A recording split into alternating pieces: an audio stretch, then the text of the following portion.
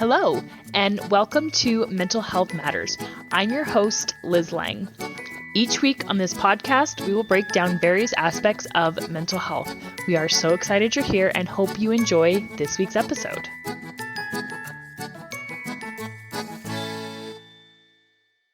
Hey guys, Liz Lang here with Jeremiah and Selena Woodruff from Core Connection.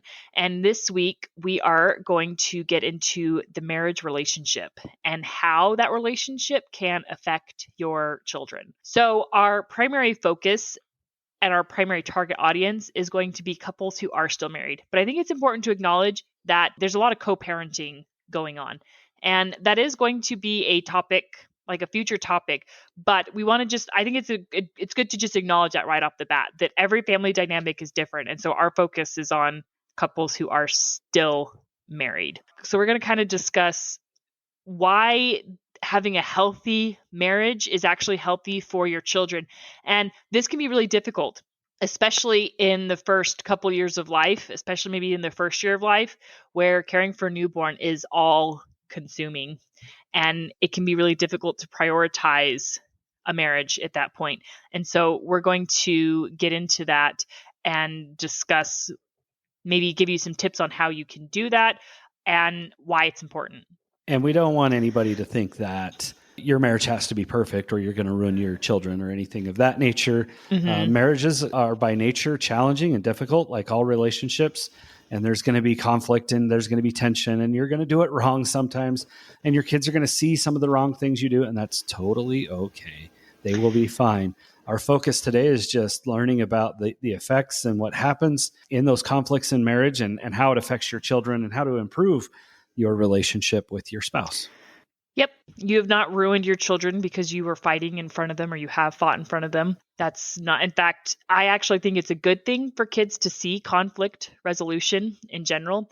And I'm not saying it's necessarily a good thing to like fight. Like if they're screaming and arguing and yelling, I would say avoid that in front of children. But if a conflict happens in the moment and you have to resolve it, don't shield your kids from that. It's good for them to see mom and dad resolving that in a peaceful way. And if it does start to get heated or if it does start to get tense, that's okay too. Because then what you can do is you can give them more good modeling and you're like, you know what, this is too heated. Let's take 5. We'll come back and we'll reconvene.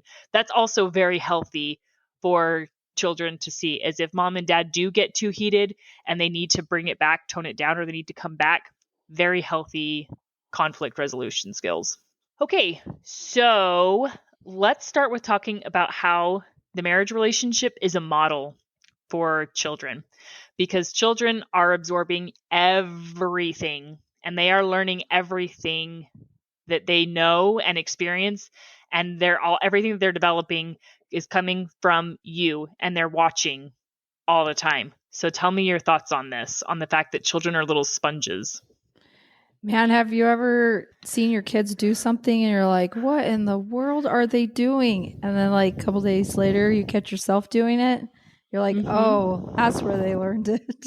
That's why they're doing that. I think it's the same thing when you look at the marriage relationship. That's their first relationship that they're exposed to and that they're witnessing and watching every day, all like throughout their life, right?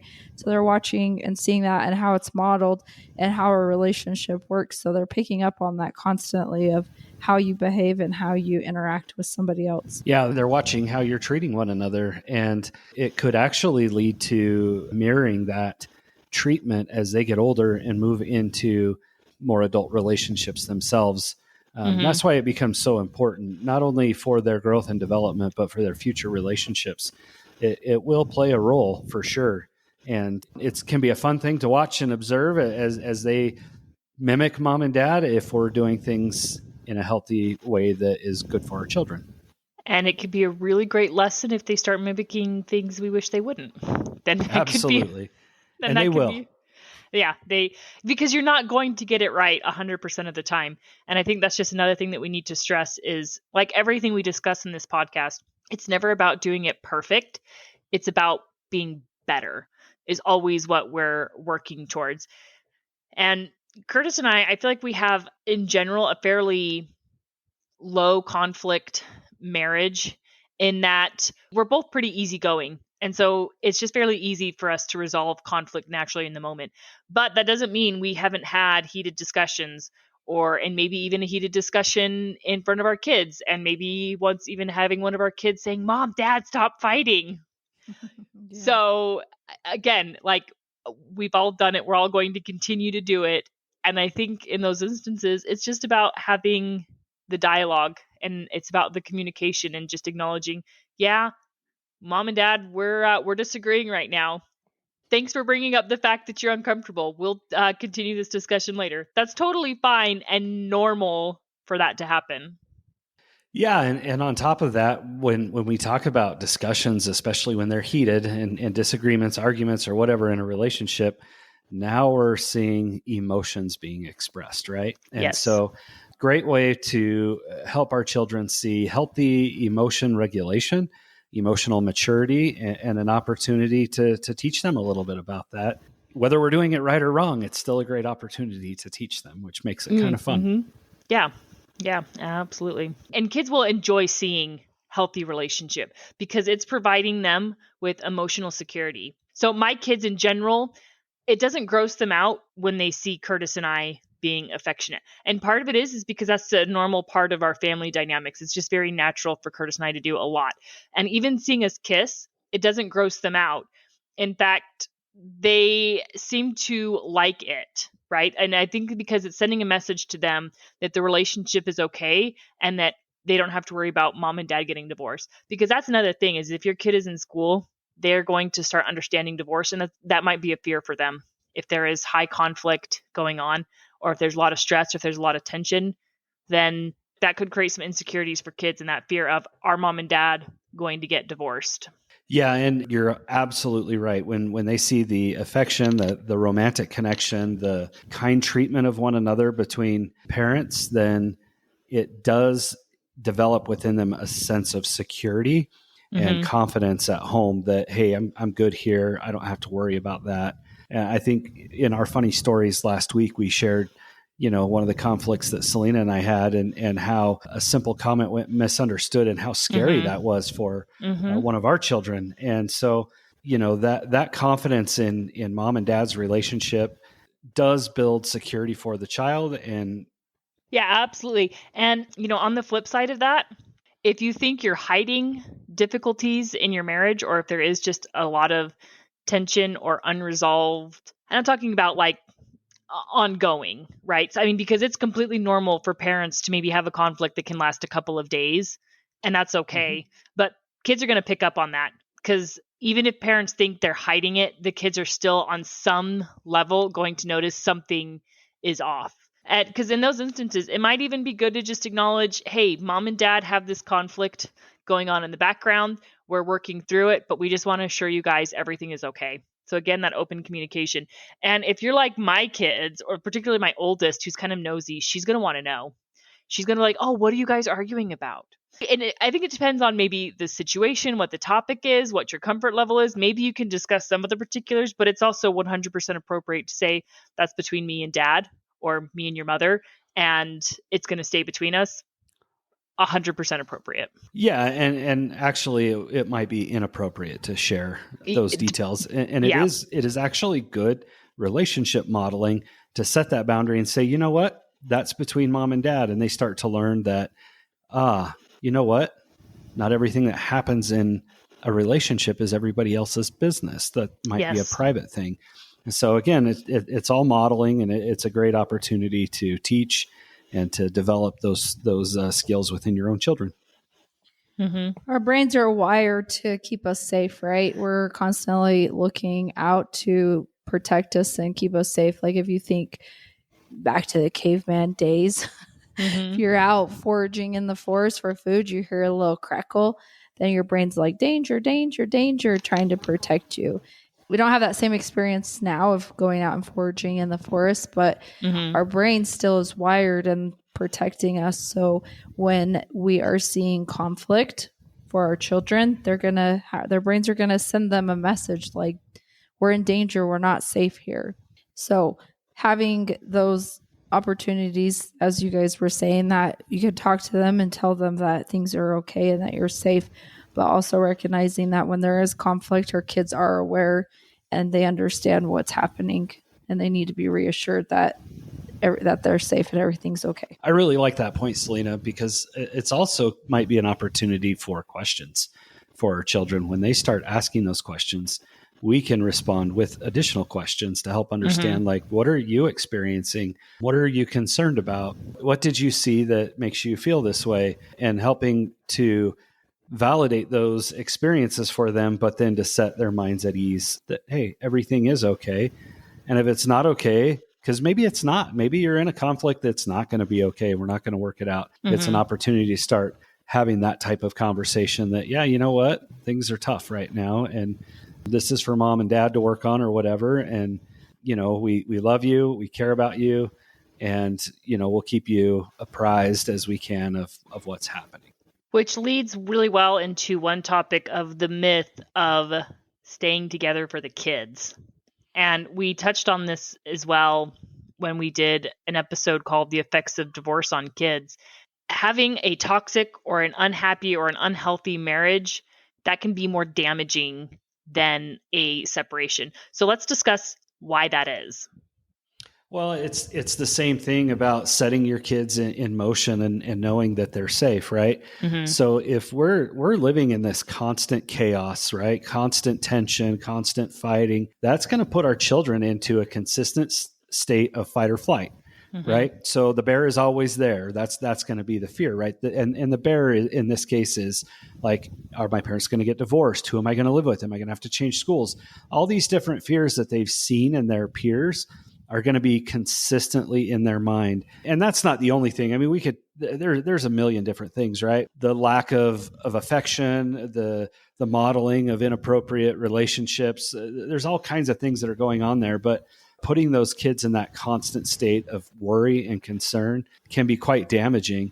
So we need to either find a way to get it resolved, or if it is that bad, then obviously we need to make those other changes and go down that other road. And I'm not in any way suggesting that you better hurry up and make a decision, but just recognize what's happening, because we certainly don't want to just say, hey, we got to get a divorce because we've had this ongoing conflict for a few weeks. I'm not suggesting that. No. So please don't any of our listeners think that. I'm just explaining kind of the process of what's happening and what's happening for your kids. So making those decisions to move forward, whatever that looks like, whatever it needs to look like, needs to happen.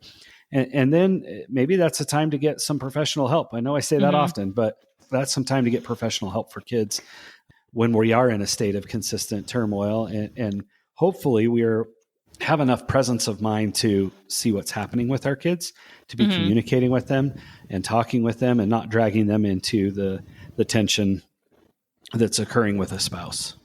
And I think that it's safe to say that all three of us would agree that we're pro-family and pro-marriage. So I think most of us would probably agree that barring instances of abuse, neglect, or in those instances, that it's better for the kids if you can work it out. And again, we're not saying stay together for the kids and make everyone miserable, because that's not healthy. But I think we can all agree that divorce should be a last resort where possible. Oh, yeah, absolutely. Definitely, we're all pro-family, at least the three of us are. And I realize that some of our listeners may have some different thoughts, and that's okay too. But yeah, if it can be worked out, let's get it worked out. I think that's my point here is let's work through it. Let's go get some marriage counseling if that's what's necessary. Let's do the work. Let's put in the work that is required to maintain a healthy relationship. Marriage isn't simple. Marriages don't just exist and are happy and joyful because we got married all of a sudden. Yes. Marriages are created, they're developed, and they're worked on day after day, week after week through consistent effort and time. So if it can be worked out, let's work it out. If we've gone down this road of like you said, abuse, or we're down this road of serious consideration of separation, then that's another story. And maybe, it's going to be best for kids to make that separation, especially if there's abuse. Yeah, if you can work it out, let's work it out. Yeah, absolutely. Okay, so I want to transition back to the early stages of life and the joys and sorrows of having a newborn. And we can all agree as parents, having a newborn, it's a beautiful and it's a wonderful thing. It is not all happiness. And it's important to acknowledge that it is just hard and there's a lot of tears, there's a lot of frustration, there's a lot of fatigue and a whole lot of love. And it's important to acknowledge that both of those things are true at once because that's entirely possible. We're complex human beings who can feel multiple emotions all at the same time. And, they say, oh, the birth of your child is the happiest day of your life. No, it's not. It's the most painful day of your life. Realistically, it is.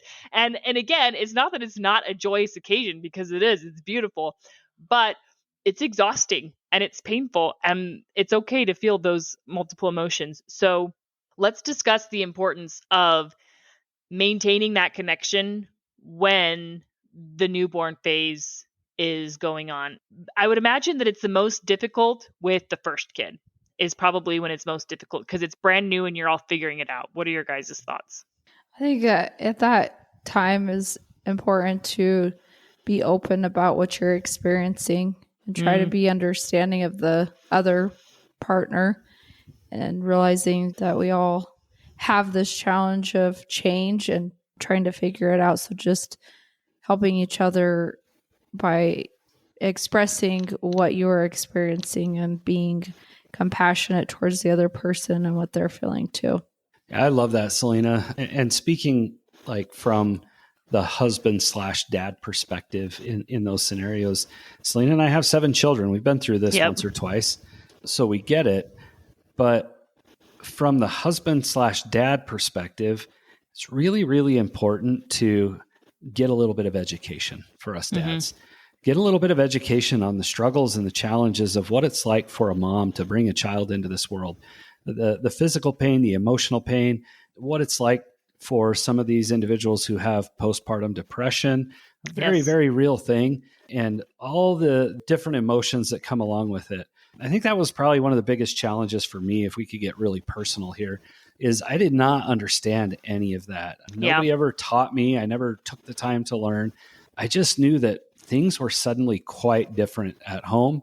And I didn't know what to make of it and made a lot of mistakes through the process that made our relationship more difficult at times.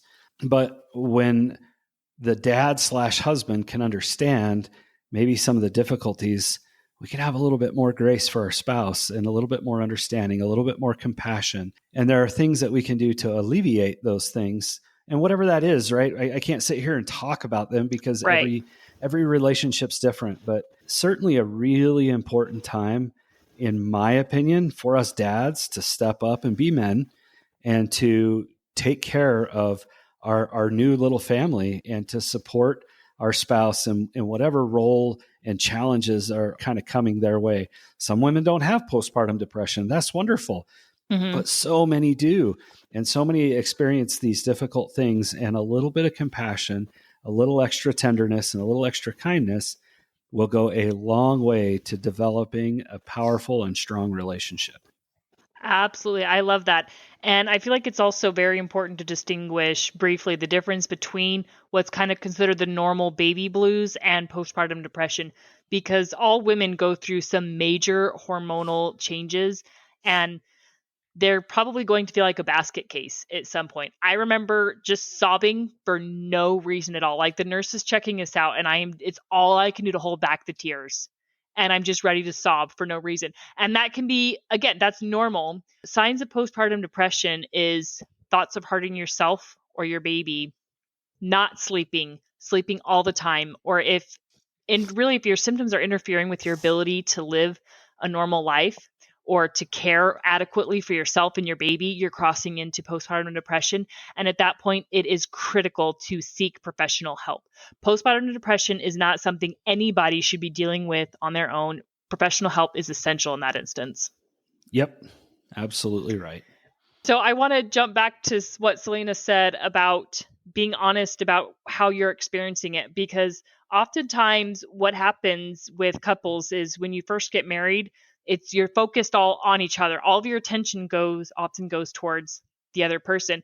And then a baby comes along and all of a sudden your attention is split. And sometimes dads can feel neglected, or your partner can feel a little bit neglected.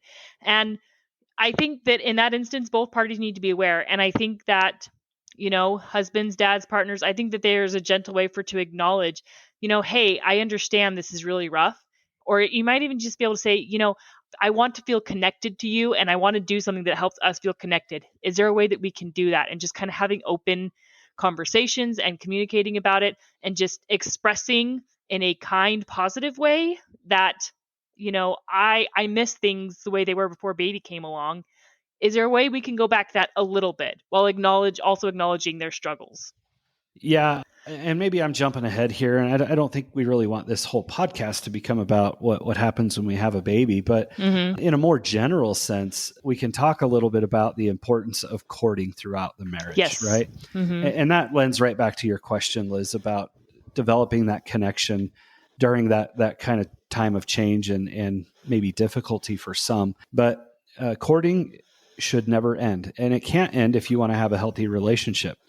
Selena and I often talk about the importance of continued dating with others as we work with individuals with marriage difficulties and marriage relationship struggles. One of the first things that I will ask a couple is, when was the last time you were on a date together, just the two of you? My recommendation is always at least once a week. And I realize financially that can be difficult and challenging for some, but dates don't have to be expensive. We don't have to spend a ton of money. Even during COVID, and maybe I've mentioned this on the podcast before, but during COVID, sometimes Selena and I would just order some takeout, go in our bedroom and set up a table and put some chairs in there and just have dinner together, just the two of us without our children around. That's how important weekly or regular consistent courting is. And that's where we develop that regular connection. And connections don't just stay strong by themselves because we were so in love and got married and life is great and now we have a baby and the connection's just going to stay there. It doesn't. It will weaken over time if we don't continue to strengthen that connection regularly. And it's difficult. I get it.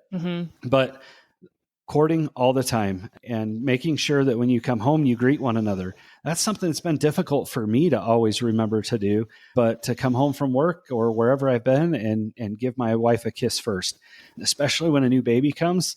For us dads, like we want to see that baby. We've been missing them all day long and we want to kiss on them. But if we want to keep that connection going with our spouse, come home and give your wife a kiss, ask her how she's doing, and then spend some time with that baby.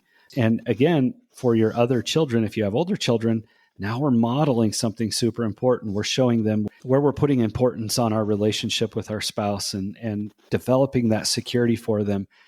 We often talk about the need for our primary relationship to be with our spouse. And some people are going to have a really hard time with that. Oh, but my kids are so important and we put our kids first, and we actually hurt our kids by doing that. Yes. If we really want to strengthen our kids and help them to have good relationships themselves, we come home and your child sees you go straight to your spouse, whether it's a husband or a wife, when you come home and give them a kiss and greet them, that does something for your child, and then give it to the child as well.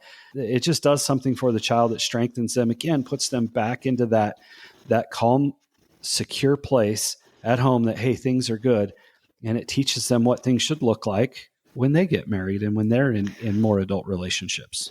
We're talking about newborns and that situation and the difficulties of that change. But the reality is we have quite a few situations throughout our life that are going to impact our marriage relationship. Because I can even think, even when you start having teenagers and the strain that puts on your relationship, especially when you have different ideas and views of how you want to raise them, or even just situation of like, oh, they should have a cell phone, they shouldn't have a cell phone, and trying to work out those challenges.